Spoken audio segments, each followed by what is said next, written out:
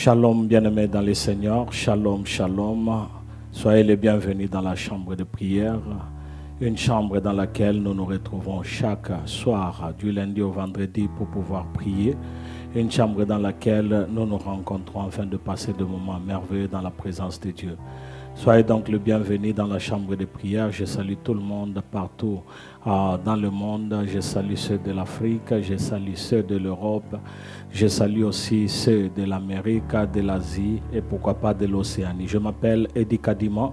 En tout cas, je suis ravi de nous retrouver encore dans la chambre de prière. Merci d'être là et surtout merci d'être fidèle à ce programme. Merci, merci beaucoup. Alors voici, bien-aimés dans le Seigneur, nous sommes là pour passer un peu de temps dans la présence de Dieu. Je sais que tu as laissé tout ce qu'il fallait faire, tu as laissé tes préoccupations afin que nous puissions nous rencontrer tous ensemble et de prier ensemble. Il est toujours merveilleux quand nous venons ensemble pour pouvoir prier parce que c'est là où repose la présence de Dieu. Il y a toujours du bonheur, il y a toujours le bien d'aller dans un coin seul pour pouvoir prier. Il y a aussi des moments où nous pouvons venir ensemble comme dans l'église et même sur les réseaux sociaux, on peut encore venir ensemble pour que nous puissions prier ensemble. Et ce soir, donc aujourd'hui, nous allons prier ensemble dans le nom de Jésus-Christ. Je disais que shalom et shalom encore. Alors, il vous est déjà arrivé de commencer une chose sans pour autant consulter l'Éternel. Il vous est déjà arrivé de commencer une chose et bien après, c'est alors que tu te dis, je n'ai jamais consulté le Seigneur pour ce qui est de ce programme. Je n'ai jamais consulté l'Éternel pour ce qui est de ses problèmes. Je n'ai jamais consulté l'Éternel avant de me marier. Est-ce qu'il t'est déjà arrivé de rester un jour et de commencer à penser pourquoi est-ce que je n'avais pas d'abord consulté l'Éternel? Eh bien, la plupart du temps, si cela nous arrive, souvent c'est parce que nous avons rencontré quelque chose en cours de route et nous commençons à nous poser la question, qu'est-ce qui nous avait pris pour que nous puissions nous lancer dans cette aventure? Qu'est-ce qui avait fait à ce que je puisse entrer dans cette aventure ici? Eh bien, c'est la question que plusieurs personnes se posent. Peut-être que tu t'es déjà posé cette question. Peut-être que je me suis déjà posé cette question et déjà. D'ailleurs, moi, je me rappelle plusieurs, avant que je ne puisse croire en Jésus-Christ, je faisais des choses qui me venaient par la tête. Tout ce que je veux faire, je le fais. Tout ce que je voudrais entreprendre, je l'entreprends. Je me souviens que j'avais commencé une affaire, c'était en Afrique du Sud, sans pour autant consulter l'Éternel. C'était quand j'avais déjà tout misé, tout mis là-dedans et que je me suis retrouvé que j'avais fait une mauvaise affaire et qu'il ne fallait pas que je puisse m'amener ou que je puisse entrer dans cette affaire-là. Je crois que parmi nous, on peut déjà nous reconnaître. Il y a des choses que nous avions faites sans pour autant consulter l'Éternel. Mais la question, ce n'est pas seulement ça. La question, c'est que ce que tu es en train de faire aujourd'hui, est-ce que tu as déjà consulté l'Éternel? Est-ce que tu as parlé à l'Éternel à ce propos? Est-ce que tu lui as dit, Seigneur, voici ce moment ici, je voudrais que toi seul puisses me conduire. Je te recommande toutes choses selon que la parole de Dieu dit, recommande ton sort à l'Éternel, mets en lui ta confiance et il agira. Est-ce que tu l'as fait? Est-ce que tu l'as fait avant de t'embarquer dans cette aventure de tes études? Est-ce que tu l'as fait avant d'entrer dans cette option que tu veux faire? Est-ce que tu l'as fait avant de pouvoir choisir quelle université, quel collège que tu vas donc étudier? Est-ce que tu l'as fait avant que tu ne puisses avoir un fiancé ou une fiancée? Est-ce que tu l'as fait avant de pouvoir te marier? Est-ce que tu l'as fait pour ce travail que tu es en train de faire? Est-ce que tu l'as fait? Est-ce que tu l'as fait au moment où nous sommes en train de parler? Eh bien, c'est pourquoi aujourd'hui je suis en train de parler de stop et demande l'orientation de Dieu. Stop et demande l'orientation de Dieu. Je rappelle encore et je répète encore, stop et demande l'orientation de Dieu. Eh bien, pourquoi est-ce que nous voulons demander l'orientation de Dieu? Parce qu'il y a du bonheur en faisant cela. Il y a de la valeur en faisant cela. Chaque fois que tu te stoppes et tu te dis, laisse-moi d'abord demander l'orientation de Dieu. Là, dans l'orientation de Dieu, c'est Dieu seul qui te conduit pour que tu puisses arriver là où il faudrait que tu puisses arriver sans que, bien que tu vas rencontrer peut-être des difficultés, mais si c'est le Seigneur qui te soutient, eh bien, tu auras arrivé jusqu'à la fin. Que Dieu te bénisse. Je nous invite à lire dans le livre de Genèse, le chapitre 24, le verset 10 jusqu'au verset 14e. Je répète encore, Genèse chapitre 24, le verset 10 jusqu'au verset 24. Qu'est-ce que la Bible nous dit? Le serviteur prit 10 chameaux parmi les chameaux de son seigneur et il partit. Ayant à sa disposition tous les biens de son seigneur, il s'éleva et alla en Mésopotamie, à la ville de Nachor.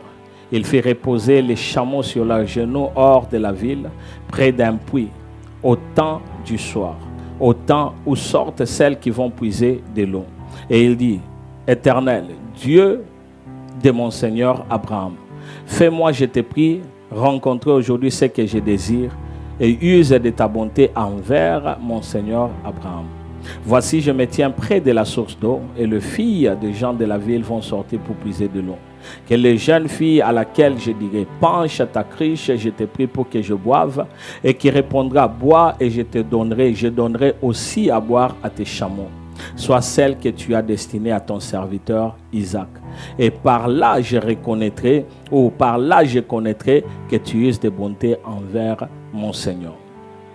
Ce passage que nous venons de lire, c'est Eliezer, le serviteur d'Abraham, qui était allé chercher la femme pour Isaac.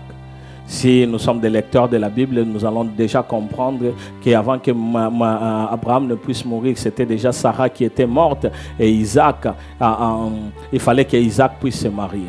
Alors Abraham a regardé dans la ville où il vivait, il ne fallait pas qu'Isaac puisse trouver une femme là-bas. C'est pourquoi Abraham avait dit à Eliezer, va, je te prie, va vers ma famille, va vers la ville de Nachor, cherche une femme, une fille qui sera donc la femme d'Isaac.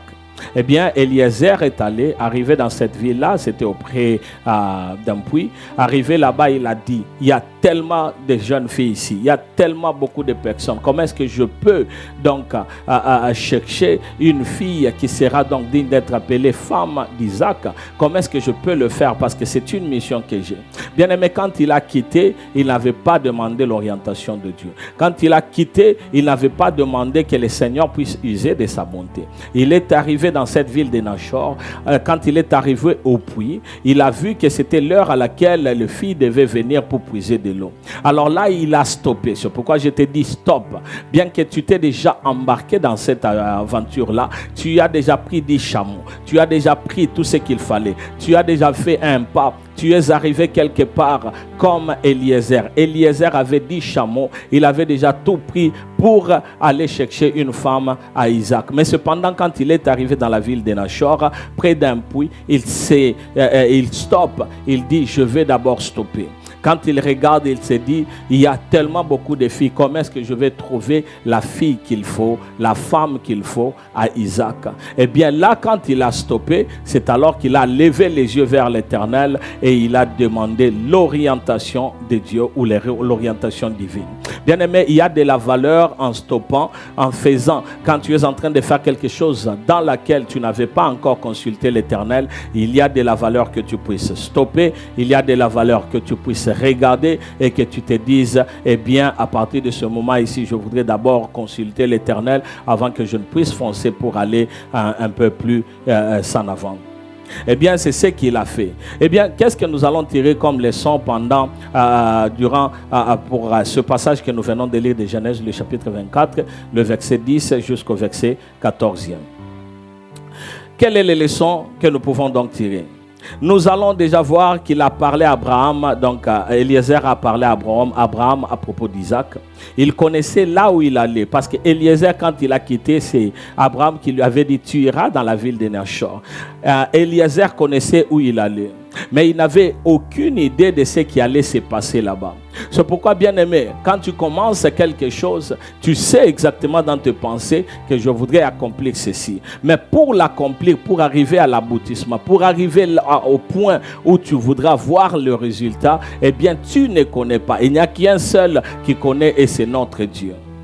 Eh bien, quand il est arrivé à la destination, je venais de le dire tantôt là, il est arrivé à la destination, il a fait deux choses très importantes. Il a pris la résolution d'abord, il a pris la résolution de stopper, de tout laisser. D'abord de se mettre et de regarder, de dire, de se poser la question, de faire l'examen de conscience. Il a stoppé, il a dit, je suis dans une mission, mais je dois d'abord stopper. Je suis dans une affaire, je dois d'abord stopper. Je suis en train d'aller vite en besogne, il va falloir que je puisse un peu stopper. Et quand il a stoppé, il a fait la deuxième chose. C'est ce que j'avais dit, il a demandé l'orientation divine ou l'orientation de Dieu. Eh bien, mon bien-aimé, quand on demande l'orientation de Dieu, c'est que l'on se recommande entre les mains du Seigneur et on se dit que nous sommes incapables. Je suis en train de prier que toi qui es en train de me suivre, que tu ne sois pas seulement cette personne ici, cette personne qui commence une affaire et qui continue sans pour autant consulter l'Éternel. Eh bien, quand tu consultes l'Éternel et tu demandes son orientation, donc tu reconnais que sans lui, toi tu ne peux absolument rien faire. Tu reconnais que seul l'Éternel est à mesure. Qu'est-ce que je veux dire? Seul l'Éternel est capable de te donner la réussite dans ce que tu es en train d'entreprendre. La Bible nous dit ceci. Dans le livre de Psaume, le numéro 25, le verset 4 jusqu'au verset 5. Psaume 25, 4 à 5, la Bible dit, « Éternel, fais-moi connaître tes voies, enseigne-moi tes sentiers, conduis-moi dans ta vérité, instruis-moi car tu es le Dieu de mon salut. Tu es toujours mon espérance. Tu es toujours mon espérance. » J'aime beaucoup ce passage parce que déjà là au début, la Bible dit, « Éternel, fais-moi connaître tes voies. » Vous savez, les voies de Dieu ne sont pas nos voies. Les voies de Dieu ne sont pas nos voies. Chaque fois que nous avons une pensée, nous avons une idée. Et le plus souvent, nous avons toujours des pensées qui nous mènent à l'égarement de la volonté de Dieu. Pour que nous puissions rester dans la volonté de Dieu et que nous puissions arriver dans notre destinée et que la réussite soit notre partage, il va falloir que nous puissions comprendre et connaître le voie de l'Éternel. Parce que quand Dieu nous fait connaître ce voie, quand Dieu nous fait connaître ce voie, il nous enseigne le moyen, il nous enseigne ses sentiers, il nous amène comment être conduit dans la vérité afin de pouvoir réussir dans notre vie. Je prie que toi tu es en train de me regarder, que cela soit ton partage dans le nom de Jésus. Stop et demande l'orientation de Dieu. Bien-aimé, même quand vous êtes en couple, vous voulez accomplir quelque chose, vous voulez faire quelque chose, vous voulez acheter quelque chose. Bien-aimé, il y a de ces choses-là, afin de pouvoir vous lancer, il faudrait que vous puissiez d'abord stopper et demander l'orientation de Dieu. Tel que tu es là, je suis en train de te parler. Stop. Ne va pas encore un pas de plus. Stop et demande l'orientation de Dieu. Donc, il est tellement important d'être à l'écoute de la voix de l'Éternel. Être à l'écoute de la voix de l'Éternel. Être orienté par le Seigneur. Il est important, n'oublie pas cela, parce que cela va pour ta vie. Dans le livre d'Ésaïe, le chapitre 30, le verset 21, la Bible dit ceci. « Des oreilles entendront derrière toi la voix qui dira. » Tes oreilles entendront derrière toi la voix qui dira. Voici les chemins, marchez-y, car vous irez à droite ou vous irez à gauche. Là, on est en train de dire que c'est lui qui donne ses oreilles à l'Éternel. Et voici tes oreilles entendront la voix qui dira, voici les chemins, marchez-y, car vous iriez soit à droite, car vous iriez soit à gauche. J'aimerais dire à quelqu'un que la voix de l'Éternel pour celui qui se donne à Dieu et qui demande l'orientation, eh bien tu sauras entendre la voix de l'Éternel qui te dira, ne marche pas sur ce sentier, va à droite, va à gauche. Et je suis en train de dire, mon bien-aimé, que tu ne te laisses pas emporter par le plaisir d'aller dans une aventure sans pour autant consulter l'Éternel. Ne te laisse pas entrer dans une aventure sans pour autant que le Seigneur soit avec toi. Et si tu es en train de m'écouter, j'aimerais que tu le saches bien. J'aimerais que tu le saches très bien. J'aimerais que tu le saches chaque jour de ta vie que le Dieu que nous avons, c'est un Dieu qui est glorieux, un Dieu merveilleux. Et si tu te confies à l'Éternel, tu ne seras jamais dans la confusion. Je suis en train de te parler aujourd'hui. Je voudrais que tu puisses léguer cela à tes enfants, à ta famille, que tu en parles avec ta famille. Tu vas dire, Seigneur, nous voulons entrer dans une aventure. Nous voulons réaliser un projet. Nous voulons commencer un business. Nous voulons monter une société. Nous voulons avoir quelque chose de grand. N'est-ce pas? Toi, tu es en train de dire à ta fiancée ou à ton fiancé, nous voulons nous marier. Est-ce que nous pouvons demander l'orientation de Dieu pour ce qui est de notre mariage, afin que le Seigneur nous donne le voie et moyen, qu'il nous parle afin que notre mariage soit garanti. Je parle d'un mariage qui sera garanti jusqu'à la fin de vos jours. Pourquoi je parle d'un mariage garanti? N'est-ce pas qu'il y a en ce jour plusieurs personnes qui divorcent même pour rien. Ils divorcent parce qu'ils ne se sentent plus. Ils divorcent parce qu'ils se disent non, je suis fatigué d'être avec une seule personne.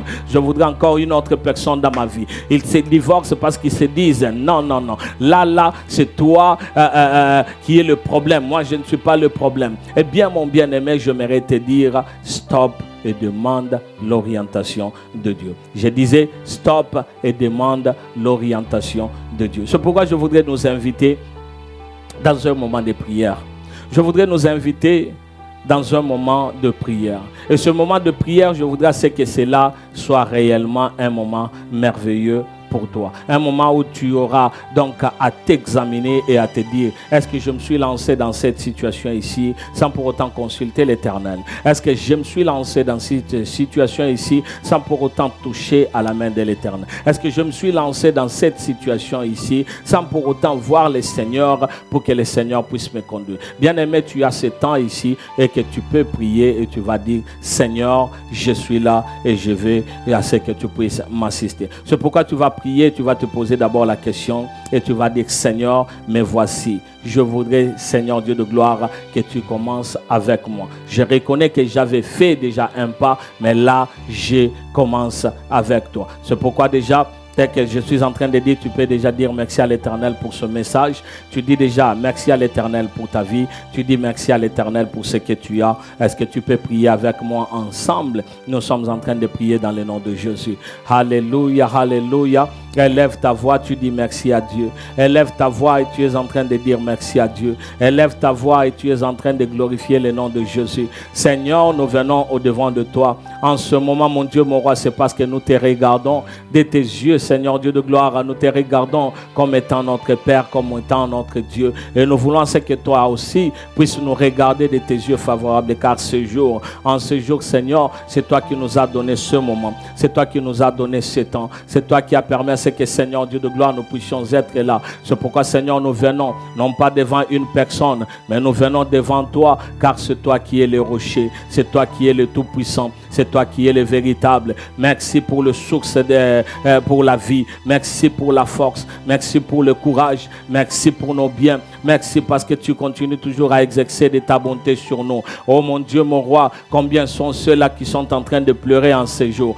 Combien sont ceux-là, Seigneur Dieu de gloire, qui ne savent rien faire, qui ne peuvent rien faire parce qu'ils sont coincés? Combien sont ceux-là, Seigneur, ils ne savent pas comment s'en sortir d'une situation? Mais mon Dieu, mon roi, si aujourd'hui, moi j'ai ce moment ici de passer dans ta présence, ce n'est pas que moi je suis plus que les autres, ce n'est pas que moi je suis, Seigneur, meilleur que les autres, mais tout ce que je veux dire, Seigneur, c'est que toi tu m'as fait grâce. C'est pourquoi je reconnais ta grâce et je te dis infiniment merci. Merci mon Dieu, mon roi, pour ta bonté. Merci pour ta grâce et ta fidélité. Merci parce que tu es le Dieu tout-puissant, le Dieu qui n'a jamais abandonné, le Dieu qui n'a jamais délaissé, le Dieu qui est derrière sa parole pour son accomplissement. C'est toi, El Shaddai, Dieu d'amour, c'est toi, éternel. Il n'y en a point d'autre, il n'y a que toi. C'est pourquoi nous venons te dire merci. Alors, bien-aimé, tu vas prier en ce moment et tu vas donc demander à l'Éternel que tout ce que tu avais déjà commencé sans l'orientation de Dieu, sans la main de l'Éternel, tu vas demander pardon.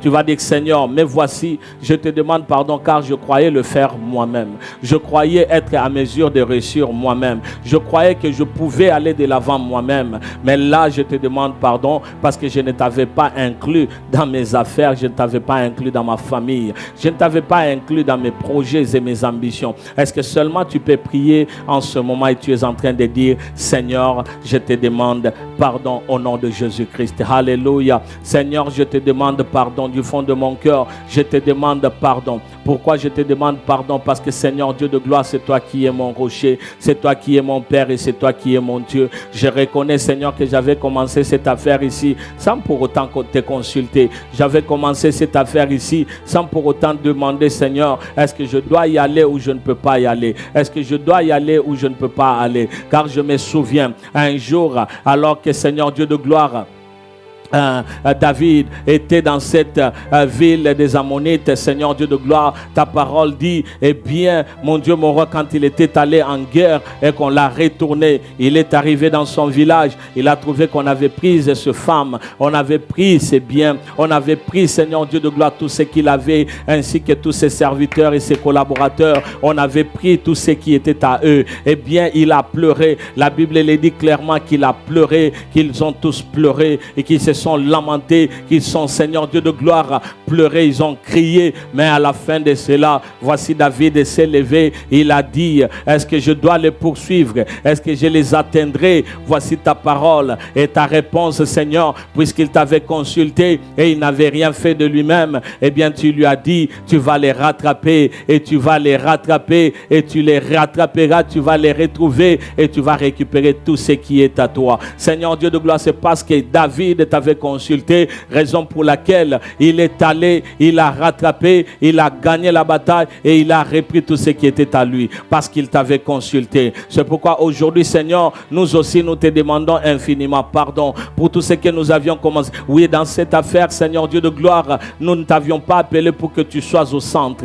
Dans la famille, nous ne t'avions pas appelé pour que tu puisses régner. Oh, dans nos études, on a fait parce qu'on croyait qu'on était plus intelligent, alors que toi, Seigneur, ton orientation nous amène à aller directement aux choses qui nous seront donc favorables, afin que, Seigneur, nous puissions réussir et que nous puissions entrer dans notre destinée. Ah oui, Seigneur Dieu de gloire, nous venons, nous te demandons pardon parce que Jésus-Christ, on s'est mis dans cette situation, on a pris des collaborateurs, on a mis des personnes autour de nous parce que tout simplement, Seigneur, on croyait connaître tout. Mais nous te demandons pardon, Jésus. Nous te demandons pardon, El Shaddai. Nous te demandons pardon, mon Dieu, mon roi. Nous te demandons pardon parce que c'est toi qui es fidèle. Alléluia. Oui, mon Dieu, mon roi, nous ne regardons pas à gauche, nous ne regardons pas à droite, mais nous regardons seulement vers toi, car ta parole dit, recommande ton sort à l'Éternel et mets en lui ta confiance et il agira. Mais voici, Père, parce que je ne regarde qu'à toi et je demande pardon, pardon, Seigneur, au nom de Jésus-Christ. Bien-aimé, en ce moment, alors tu vas présenter ton problème, tu vas présenter tes projets, tes ambitions, parce que j'avais dit stop et demande l'orientation. Alors tu vas demander au Seigneur, tu vas dire, Seigneur, je te présente mes projets. Voici, Seigneur, que je demande ton orientation. Oh oui, Éternel, pour ce nouveau travail que je voudrais avoir, je demande ton orientation. Pour ce nouveau travail que je voudrais donc entrer, Seigneur, je demande ton orientation. Pour cette chose que je voudrais accomplir, je demande donc ton orientation. Pour cette maison que je voudrais acheter, je demande donc ton orientation. Et même dans le ministère, voici, nous voulons prendre des chemins et nous voulons aller de l'avant. Je demande ton orientation. Oh oui, bien-aimé, je voudrais que tu puisses le faire aujourd'hui et que tu puisses le faire maintenant et que tu puisses dire, Seigneur, je demande ton orientation dans tout ce que j'entreprends. Père, je prie, élève ta voix, bien-aimé. Je veux à ce que nous puissions prier ensemble dans le nom de Jésus-Christ. Père éternel, nous venons. Voici ton peuple que voici. Voici ton peuple que voici. Père éternel, nous ne venons pas de nous-mêmes, car nous ne voulons pas, Seigneur, accomplir les désirs de nos chairs et nous ne voulons pas accomplir ce que, Seigneur, nos cœurs, Seigneur Dieu de gloire, cherchent, mais nous voulons seulement accomplir ta parole, raison pour laquelle nous venons dans le nom de Jésus-Christ, afin que toi seul puisses te manifester et que tu puisses te glorifier. Dans ce ministère, Seigneur, je viens recommander tous les projets et programmes entre tes mains, que toi seul puisses être au centre, et c'est pourquoi, Seigneur, je voudrais à ce que chaque programme qui aura lieu, Seigneur, dans l'église, mon Dieu, mon roi, que toi seul puisse être au centre et que chaque personne que tu amènes, afin que, Seigneur, ce ministère puisse aller de l'avant. Chaque personne qui s'approche, chaque personne qui vient, Père éternel, nous ne regardons qu'à toi et nous demandons, mon Dieu, mon roi, ton assistance. C'est pourquoi, Seigneur, comme Eliezer, nous aussi nous disons, fais-nous connaître la voie qu'il faut suivre. Fais-nous connaître la voie qu'il faut suivre. Seigneur, attache-nous à tes biens, attache-nous à ta parole, attache-nous à toi, Seigneur, afin que nous puissions prospérer à tous égards, car telle est notre prière en ce jour dans le nom de Jésus. Car, Seigneur Dieu de gloire, nous savons une chose, il n'y a que toi, Père, qui peut faire au-delà de nos pensées. C'est pourquoi, Seigneur, dans nos familles, nous t'appelons et nous voulons ton orientation. Car quand toi tu orientes, c'est alors que, Seigneur, nous allons entrer, oui, Seigneur Dieu de gloire, dans notre destinée. Père, nous prions dans le nom de Jésus-Christ. Oh mon Dieu, mon roi, voici nos programmes, voici nos projets, voici nos ambitions, voici tout ce que nous voulons accomplir. Et nous ne pouvons l'accomplir que si toi, Seigneur, tu es avec nous. Car loin de toi, Seigneur, il n'y a pas de vie. Loin de toi, nous n'irons nulle part. Mais puisque, Seigneur, nous nous confions en toi, ta parole dit, recommande ton sort à l'Éternel et mets en lui ta confiance et il agira. Seigneur, ouvre nos oreilles afin que nous puissions bien écouter ta voix et que nous puissions, Seigneur Dieu de gloire, connaître les chemins sur lesquels, Seigneur, tu voudras que nous puissions marcher. Seigneur, nous prions pour nous-mêmes, mais Seigneur, nous extendons cela aussi dans nos familles. Nous prions pour nos enfants, nous prions pour nos parents, nous prions pour, Seigneur Dieu de gloire, chacun de nous. Nous demandons, Seigneur, à ce que toi seul puisses te manifester, car éternel, si toi tu ne le fais, qui le fera Yahweh. C'est pourquoi, Père, nous sommes en train de prier en ce moment afin que tu puisses te manifester dans le nom de Jésus-Christ, le seul nom qui nous a été donné, car en ce nom nous avons la victoire. Père éternel, je demande cela, la voix de Dieu, l'intelligence de Dieu, l'orientation de Dieu pour tout ce qui est de mes enfants, car éternel, désormais chaque fois que nous sommes en train de marcher, ce que nous demandons, Seigneur, c'est ton soutien, c'est ta grâce et c'est ta puissance. Ce que nous voulons, Seigneur, c'est que tu puisses te manifester dans le nom puissant et glorieux de Jésus-Christ, car éternel, c'est toi qui es le Dieu puissant, le Dieu vivant,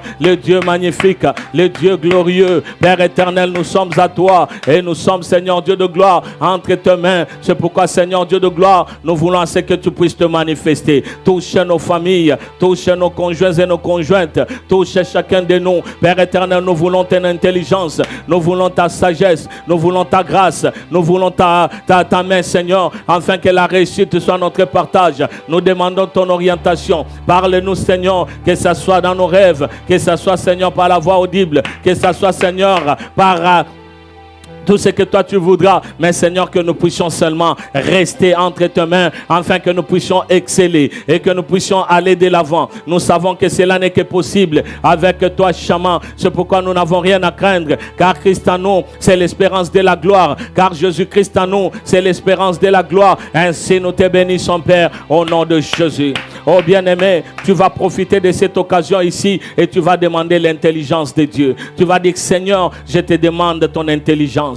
Je te demande ta sagesse. Je te demande pour que tu puisses te manifester. Je te demande pour que tu puisses toucher. Je veux à ce que tu demandes et que la sagesse, la grâce de Dieu t'accompagne et que tu puisses marcher avec l'Éternel. Est-ce que tu peux le faire avec nous dans le nom de Jésus-Christ? Alléluia. Père éternel, nous voici dans le nom de Jésus-Christ. Nous sommes là, mon Dieu, mon roi, parce que c'est vers toi que nous venons. Vers toi, Seigneur, nous trouvons la joie et la paix. Vers toi, Seigneur, nous venons parce que, Seigneur, sans ton intelligence, on ne peut rien. Mon Dieu, mon roi, sans ta sagesse, on ne peut rien. Or, notre sagesse, c'est dans la crainte de l'Éternel. Selon que la parole dit que la crainte de l'Éternel, c'est le commencement de la sagesse. Ainsi, Seigneur, que cette sagesse soit notre partage. Et nous avons besoin de ton intelligence. Voici ce que ta parole nous dit, que ceux qui ont besoin de l'intelligence, qui la demandent à Dieu. C'est pourquoi, Seigneur, nous élevons nos voix, nous élevons nos yeux, afin que toi seul puisses nous accorder dans le nom de Jésus-Christ. Oui, l'intelligence. Oui, l'intelligence. L'intelligence pour que nous puissions comprendre le temps. L'intelligence pour que nous puissions réussir dans ce que nous faisons. L'intelligence pour que nous puissions nous démarquer. L'intelligence, enfin, que mon Dieu, mon roi, que nous puissions rester entre tes mains et que tout ce que nous faisons soit pour toi et toi seul. Car Jésus-Christ, nous ne voulons pas nous embrouiller embourbés dans ce qui est de ce monde. Mais mon Dieu, mon roi, nous voulons être mis à part comme tu nous as choisis, car c'est pourquoi nous sommes tes enfants. Oh, n'est-ce pas que tu as dit que nous sommes une nation sainte? Nous sommes, Seigneur, un sacerdoce royal. Nous sommes différents. Père, je prie dans le nom de Jésus que cela soit le partage de chacun de nous, car nous voulons nous attacher à toi et à toi seul, dans le nom de Jésus, que nous puissions être intelligents. Alléluia, alléluia, alléluia. Bien-aimé, je voudrais que tu puisses prier, car le diable, ayant connu que tu as demandé pardon à l'Éternel pour ce qui est de son orientation, tu as pu te remettre entre les mains du Seigneur. Le diable ne sera jamais content et il cherchera ce que tu puisses tomber. Il cherchera ce que tu puisses entrer, que tu ne puisses pas réussir. C'est pourquoi je voudrais que tu puisses prendre l'autorité en ce moment contre la personne du diable, contre le monde des ténèbres, contre tous ceux qui ne confessent pas le nom de Jésus. Tu vas détruire en ce moment et tu les renvoies dans les lieux arides au nom de Jésus-Christ. Est-ce que tu peux prier avec moi? Alléluia. Dans le nom de Jésus, dans le nom de Jésus, dans le nom de Jésus. Père éternel, je détruis toutes les puissances maléfiques, je détruis toutes les puissances impures, je détruis tout ce qui ne vient pas de toi, je les renvoie très loin de nous et je refuse tout ce qui ne confesse pas ton nom. Je refuse le monde des ténèbres, la sorcellerie, la magie, l'impureté, la bassesse, la culpabilité, la médiocrité. Seigneur, je les renvoie très loin dans le nom de Jésus. Je refuse tout celui qui m'amènera, oh mon Dieu, mon roi, à pouvoir aller dans vite en besogne sans pour autant te consulter. Moi, je refuse cela. C'est pourquoi je les renvoie très loin de moi, très loin de ma famille, au nom de Jésus-Christ. Que les diables puissent nous laisser tranquilles, afin que ta présence règne, car là où il y a ta présence, c'est l'absence totale du diable. C'est pourquoi je les rends nuls et sans effet et je les détruis, je les renvoie loin de moi, au nom de Jésus-Christ, dans le nom de Jésus. Bien-aimé, tu vas prier et tu vas rendre gloire au Seigneur. Tu vas dire, Seigneur, nous te disons merci. Seigneur, nous te rendons gloire. Merci pour ce moment que tu nous as donné dans ta présence. Est-ce que tu peux prier ensemble avec moi dans le nom de Jésus-Christ? Alléluia. Seigneur, nous te disons merci parce que tu avais commencé avec nous. Voici, Seigneur, que tu as, Seigneur Dieu de gloire, parler à nos cœurs, que nous puissions non pas aller vite en besogne, mais Seigneur, que nous puissions prendre le temps de stopper et que nous puissions, Seigneur Dieu de gloire, te consulter et demander ton orientation. Ainsi, Seigneur, nous l'avons fait. Ce que nous demandons, c'est que, Seigneur, que nos cœurs soient penchés vers, Seigneur, le chemin que toi tu frayes pour nous et que nous puissions entrer dans la destinée. C'est pourquoi nous te bénissons. Merci Jésus pour ce que tu as accompli. Merci Seigneur pour cette famille. Merci pour tes enfants. Merci pour chacun de nous, car mon Dieu, mon roi, c'est toi qui nous fais du bien. Alors bénis Seigneur Dieu de gloire, ton peuple, bénis toutes ces familles, toutes ces personnes qui prient avec nous. Bénis chacun, afin que Seigneur, nous puissions rester entre tes mains. Dans le nom de Jésus-Christ, nous avons ainsi prié, nous disons Amen, Amen, Amen. Que Dieu vous bénisse, bien-aimés dans le Seigneur. Que notre Dieu vous bénisse donc abondamment. Nous nous retrouvons donc demain à la même heure. Nous nous retrouvons donc à partir de 22h jusqu'à... nous avons 30 minutes, 45 minutes et même 1 heure du temps de prière. Je voudrais que nous puissions passer ce moment merveilleux dans la présence de Dieu. Que Dieu vous bénisse abondamment. Nous nous retrouvons donc demain au nom de Jésus. Amen, Amen et Amen. Que Dieu soit loué.